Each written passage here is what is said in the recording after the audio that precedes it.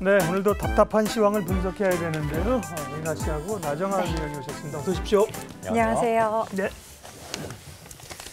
답답합니다. 그러니까요, 소화제 하나만 주십시오. 증시 소화제 이런 거 없습니까? 저도 주가를 보면서 계속 여기가 답답해가지고. 그 짤이 필요한데 그 쏘아 내려가는. 아, 그래요? 네, 뭔지 아시나요? 아시죠? 네, 짤. 네, 뭐 아는 척하는 거면 우리는 뭐 잘 모르겠고. 네. 어제 미국 증시 올랐어요. 0.4%. 나스닥이나 S&P가 올랐는데 우리 시장은 이렇게 또 약했습니다. 우리가 이렇게 물론 연휴를 앞둬서 그런 것도 있지만 그렇다고 보기에는 사실 많이 밀렸어요. 왜 그럴까요? 일단 좀 크게 세 가지로 나눠볼 수 있을 것 같아요. 네. 하락의 요인을. 첫 번째로는 일단 어제는 달러 강세가 있었습니다. 이 달러 지수 같은 경우 어제 한 105.5포인트까지 꽤 많이 올라왔어요. 뭐 연초에 제가 아마 작년에 달러 지수가 114포인트까지 고점을 형성한 이후에 네. 100포인트까지 떨어졌었는데 계속 그 상단이 한 105포인트 수준이었는데 그 수준까지 다시 도달을 해서 좀 다시 상향 돌파하는 달러가 강세가 보이는 그런 요인은 아무래도 미국의 10년물 금리가 강하기 때문이죠. 10년물 금리가 4.54%까지 오르면서 네. 지금 뭐 2007년, 8년 이후로 거의 높은 수치를 이렇게 기록을 하다 보니까 어쩔 수 없이 달러가 좀 강세를 보이고 원달러 환율 같은 경우 반대로 이제 약세를 보이는 환경이죠. 네. 원달러 환율 오늘 같은 경우 지금 1,300 거의 50원까지 치솟으면서 연내 최고치를 경신을 했죠. 그러면서 워낙 약세로 가다 보면은 외국인 입장에서는 매도 압력이 거세지면서 외국인 투자자들의 매도. 이게 첫 번째 요인이었습니다. 이게 가장 강했던 요인인 것 같고요. 네. 두 번째 요인은 어제 무디스에서 미국 정부가 만약에 셧다운을 감행을 하게 된다면은 신용등급을 강등할 수 있다라고 또 경고를 했습니다. 지금 무디스 같은 경우에는 피치랑 S&P는 먼저 강등을 했죠. 네. 무디스만 지금 최고 등급을 미국을 이제 유지를 하고 있는데 이제 무디스까지 신용등급을 강등하게 된다면 이거 역시 금리 상승 요인으로 그러니까 미국 부채를 파는 요인으로 작용할 수 있기 때문에 이 부분도 조금 금리 상승한다는 점에서 주가에는 하락 요인으로 작용을 했던 것 같고요. 네. 마지막으로는 앞서 말씀 주신 것처럼 추석을 아무래도 앞두가 보니까 사실 불확실성한 요인들이 되게 많잖아요. 휴가가 좀 길고 네. 10월 1일에 미국 정부가 셧다운을 할지 안 할지도 모르겠고 9월 말에 있는 미국 PC 물가도 한번 확인해야 되는데 그것도 어떻게 나올지 모르겠고 이런 불확실성을 좀 피하고자 기관 투자자분들께서는 많이 오늘 판 그런 상황이었죠. 그래서 코스피에서 보면은 사실 기관 투자자의 순매도세가 가장 강했고요. 그 다음이 한 외국인 투자자들이 많이 좀 순매도를 했고 개인 투자자는 좀 순매수하는 모습을 좀 보였다라고 보시면 될 것 같습니다. 네, 사실 미국의 이 10년물 국채금리 같은 경우에 심리적 저항선이 4.5라고 하던데 4.5까지 지금 간 거잖아요. 맞습니다. 그 이상으로 더 올라가서 시장을 뒤흔들 우려도 있긴 있나요? 제가 방금 말씀드렸던 그 정부 셧다운, 미국 정부가 셧다운 돼서 실제로 그렇게 되고 그 무디스에서도 이제 신용등급을 강등하거나 이런 사태들이 벌어지게 된다면은 4.5 단기적으로 이렇게 튈 수도 있을 것 같은데 일단 저희 하우스에서는 4.5가 굉장히 많은 그 FOMC 이후로 그렇죠. 상단 부분에 와 있긴 한데 그렇죠. 상단에 거의 도달을 했다. 많은 부분들을 이제 반영한 게 이제 4.5 수준이다라고 보고는 있습니다. 근데 이렇게 단기적인 이슈 때문에 이렇게 잠깐 이렇게 스파이크하는 모습은 보일 수도 있을 것 같아요. 네, 그럼 말씀 주신 셧다운에 대해서 좀 여쭤보고 싶은데 우려감이 지금 있는 상황이잖아요. 네. 이게 글로벌 증시나 아니면 국내 증시나 전반적으로 어떤 영향을 주게 될까요? 일단 정부 셧다운은 저희가 의례적으로 계속 미국에서 9월 30일 가까워질수록 매년 거의 일어나는 그런 반복적인 현상이 됐어요. 네, 반복적인 현상입니다.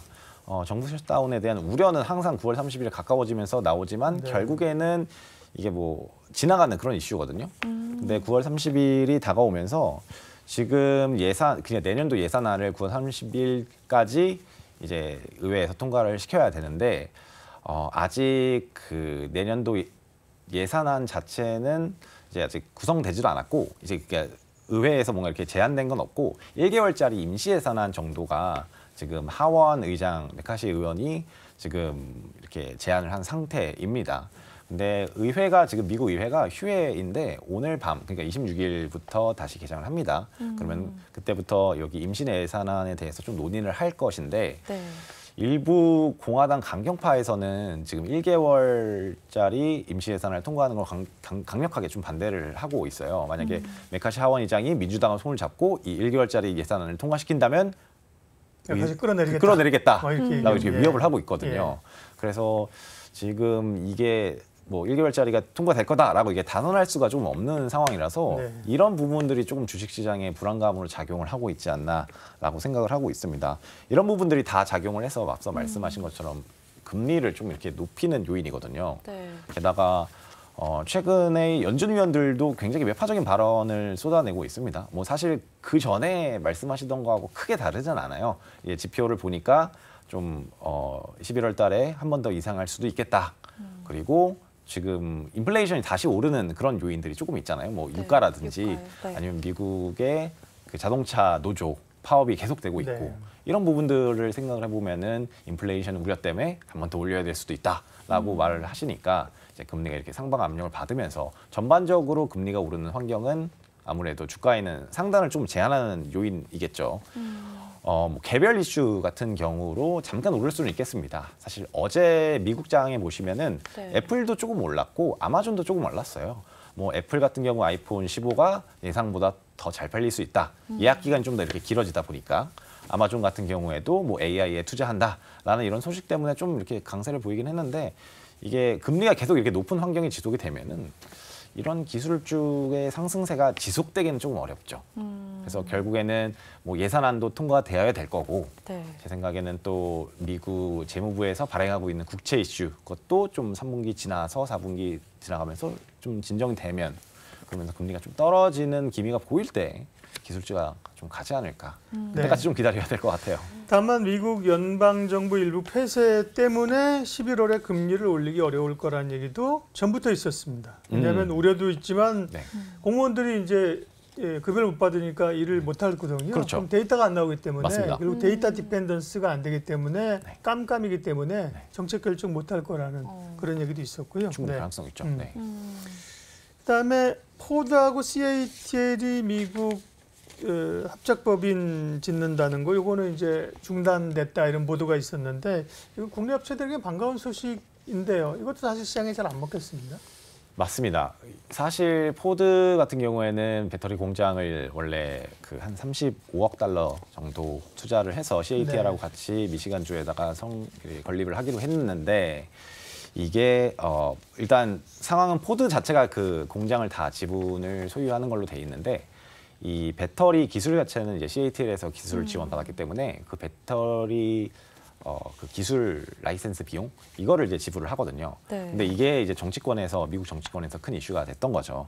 아무래도 이 IRA 법안의 취지 자체가 이 중국에 의존하지 않는 배터리 공급망을 이제 독자적으로 만드는 게 IRA의 취지였는데 그것에 조금 어긋나는 것이 아니냐라고 좀 비판을 많이 받아왔었고 그렇기 때문에 포드 측에서는 이제 CATL과의 이 합작법인 합작 공장을 짓는 것을 잠정적으로 좀 중단을 하겠다라고 발표를 한 상황이고 CATL 측에서는 아니다, 우리는 계속 할 거다라고 주장을 하고 있죠. 근데 뭐 사실 미국에서 포드 측에서 안 된다고 하면은 안 되지 않을까라고 조금 생각을 하고 있습니다.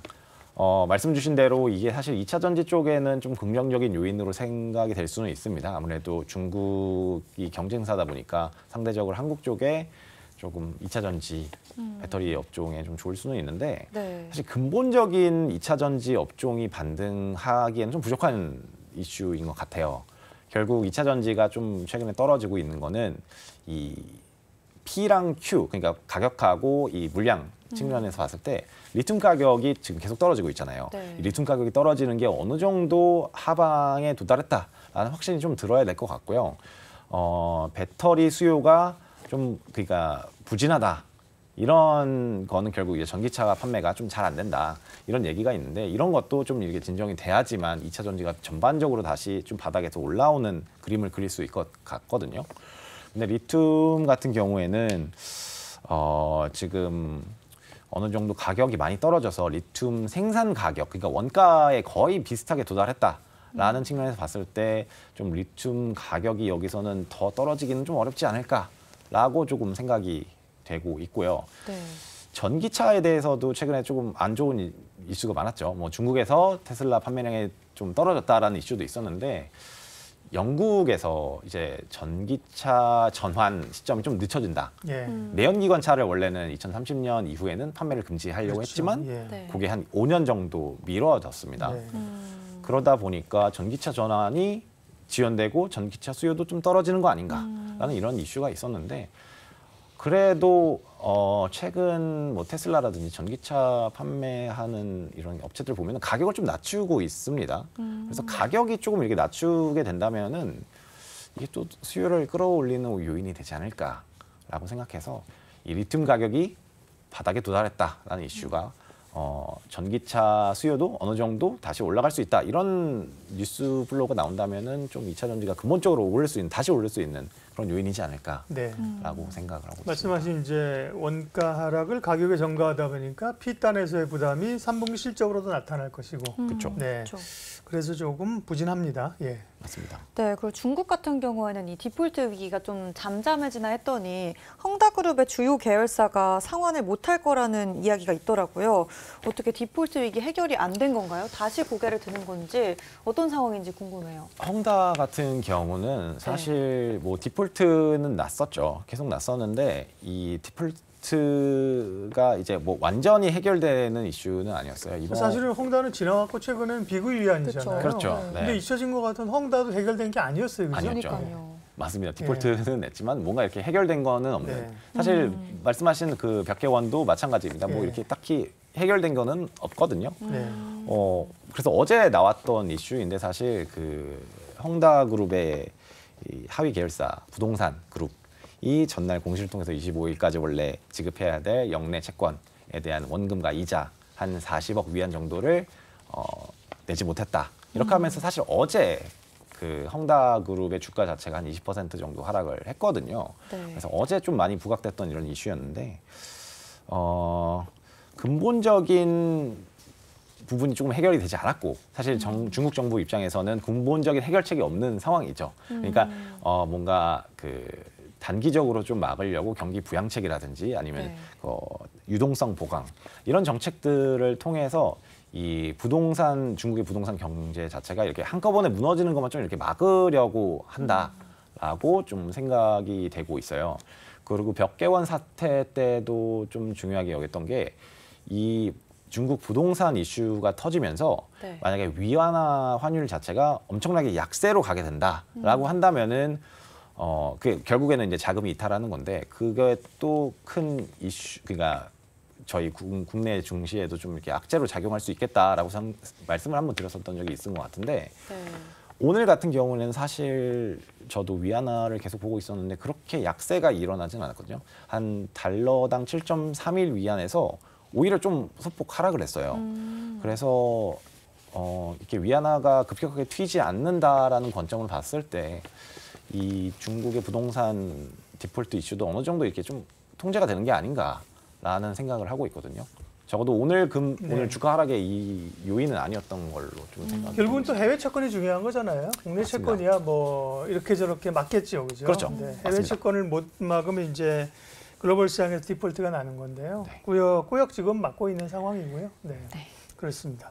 자, 이제 우리는 내일 하루밖에 남지 않았어요. 추석 연휴 전에 거래일이. 그렇죠. 이 연휴가 긴 연휴 동안에 뭘 좀 체크해야 되는지 좀 하루 남았지만 미리 좀 알려주세요. 네, 추석 연휴 기간 동안에 발표되는 경제 지표들이 조금 많습니다. 네. 일단 9월 29일에 8월 PCE 물가가 발표가 되고요. 한국 쪽에서는 9월 수출 지표가 10월 1일에 발표가 되고 미국의 ISM 제조업 지수가 10월 2일에 또 발표가 됩니다. 이 정도가 가장 좀 주목해 볼 만한 이런 지표가 아닌가라고 좀 생각을 하고 있고요. PC 물가 같은 경우는 사실 이제 11월에 금리를 또 올릴까 말까 이거를 이제 결정짓는 또 중요한 요인이다 보니까 저희가 주목해야 될 수밖에 없고 저는 좀 중요하게 생각하고 있는 게 수출액입니다. 수출 데이터 조금 기대할 만하지 않나요, 이번에? 예. 수출 데이터 조금 기대를 할 만은 합니다. 네. 왜냐하면은 9월 달하고 10월 달이 보니까 계절적으로 조금 수출 데이터가 잘 나오는 그런 시점이에요. 왜냐하면은 이게 수출을 결국에는 저희는 제조하는 국가고 소비하는 국가는 미국이잖아요. 그러니까 저희가 막 생산을 해서 네. 미국 쪽으로 이제 수출을 하는데 미국의 소비가 가장 많이 일어나는 시점이 언제인가요? 추수감사절, 12월. 연말 그렇죠. 추수감사절. 연말이죠. 그렇죠. 예, 예. 이제 뭐 블랙 프라이데이도 네, 있고 네. 연말 크리스마스도 있고 네. 땡스기빙도 이제 네. 조금 있으면 있다 보니까 그때 소비가 많이 이루어지거든요. 그렇죠. 그러니까 미국에 있는 기업 입장에서는 이런 소비 시즌을 앞두고 나서 이 재고를 많이 이렇게 축적하는 시점이 바로 지금 9월, 10월. 미리 되는구나. 쌓아놓는 그렇죠. 거군요. 미리 쌓아놓는 시점이죠. 그러다 보니까 계절적으로 한국 수출이 좀 개선되는 그런 시점이 9월하고 10월이다. 그렇게 봤을 때 조금 흐름 자체는 좀 개선되는 방향으로 가지 않겠나라고 보고 있고요. 1일부터 20일까지 9월 수출을 보자면은 이 전체 명목은 한 9.8% 정도 증가를 했고 예. 일평균이 중요한데 일평균이 마이너스 7.9% 전년 대비 동기에서 증가를 했습니다. 마이너스 폭 자체는 8월 1일부터 20일까지보다는 조금 축소하는 그런 분위기를 보였기 때문에 좀 긍정적으로 볼 수 있겠으나 전체 헤드라인, 전체 총액으로 보면은 사실 그 9월 말부터 이제 추석 연휴가 시작되잖아요. 네. 그러니까 조업일수가 조금 빠집니다. 그래서 이 헤드라인 수출 증가율 자체가 뭐 엄청 긍정적으로 되기는 좀 어렵지만 말씀드린 것처럼 좀 이런 계절성 요인 때문에 흐름 자체는 그 방향성 자체는 좀 개선되는 방향으로 되면은 예. 아무래도 코스피하고 수출 증가율하고의 그 상관관계가 가장 높거든요. 아, 네. 그렇다 보니까 좀 그 부분에서는 기대할 수 있지 않을까 정도를 생각하고 있습니다. 9월 달하고 10월 달하고. 네. 네. 그럼 저희가 이제 지켜봐야 될 경제 지표를 봤다면 그 네. 이후로 봐야 될 업종이나 네. 종목군들 어떤 게 봐야 될지 궁금해지는 것 같은데요. 연휴 이후로 전망과 함께 어떤 섹터 보는 게 좋을까요?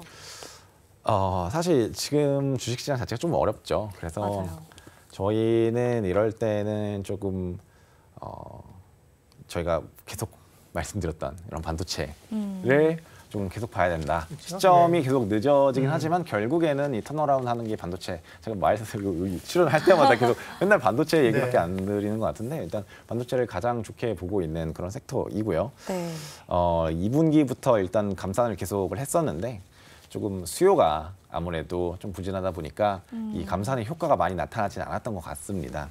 다만 4분기부터는 그래도 이제 소비 시즌이고 수요가 좀 이제 올라오는 모습이 보이면서 좀 반도체 가격 반등도 나타날 거다라고 생각을 하면은 반도체 주가는 사실 반도체 디램 가격보다 좀 선행하는 편이거든요.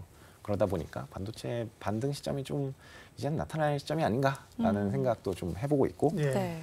인터넷 같은 경우도 조금 인터넷은 뭘 얘기하는 거예요? 네. 인터넷은 최근에 그 마이크로소프트 코파일럿이 실제로 이제 출시가 됩니다. 예. 네. 26일부터 윈도우 11을 그렇죠. 가지고 있으면 거기에 적용이 돼서 네. 일반인들도 이제 사용을 할 수 있는 그런 상황입니다. 근데 이제 국내에서는 이 생성형 AI를 활용해서 소프트웨어를 많이 출시를 못했는데 그런 쪽으로 이제 그 뭐 네이버라든지 뭐 SKT라든지 이런 쪽에서 출시를 하게 된다. 그렇게 된다면은 좀 그런 부분으로도 주목을 받을 수 있는 게 인터넷 업종이지 않을까. 약간 AI와 관련된 거네요, 그죠? 그렇죠. 예. 소프트웨어 쪽으로 네, 소프트웨어. AI가 관련된 이런 업종이 아닌가. 예. 그리고 네. 마지막으로는 면세점하고 카지노.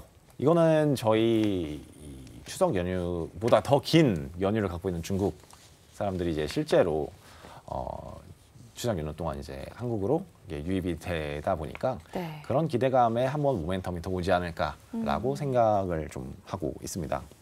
그래서 종합적으로 봤을 때 최근에 뭐 개인 투자자들이 좀 거래 대금 자체도 좀 이렇게 줄어들고 테마주 위주로 이렇게 막 가다가 그쵸. 최근에 그런 흐름이 좀 어려워가지고 네. 매매하기가 좀 어려운 그런 상황이라서 네. 이런 같은 상황에서는 조금 이게 같이 그러니까 이게 우량주 위주로 이렇게 장기 보유 아니면 분할 매수를 해서 좀 이렇게 오랫동안 가지고 있는 그런 전략이 좀 더 수익률을 지키는 관점에서는 낫지 않나라는 생각을 좀 갖고 있습니다. 좋은 소식도 하나 있습니다. 이제 오늘 이렇게 얘기하고 만약에 다음 주 화요일 장이 있으면은 다시 휴장하자마자 얘기해야 되는데 다음 주 화요일까지가 휴일이기 때문에 한 일주일 지나고 나서 네. 시장을 보고 나정환 의원이랑 함께 우리가 시장 판단할 수 있을 것 같아요. 네. 네, 답답한 흐름이었지만 얘기는 오늘까지 여기까지 하고 저희는 먼저 퇴근하도록 하겠습니다. 네. 오늘도 좋은 이야기 감사드립니다. 얼른 퇴근해 보시죠. 네. 이로운 경제 채널 EBC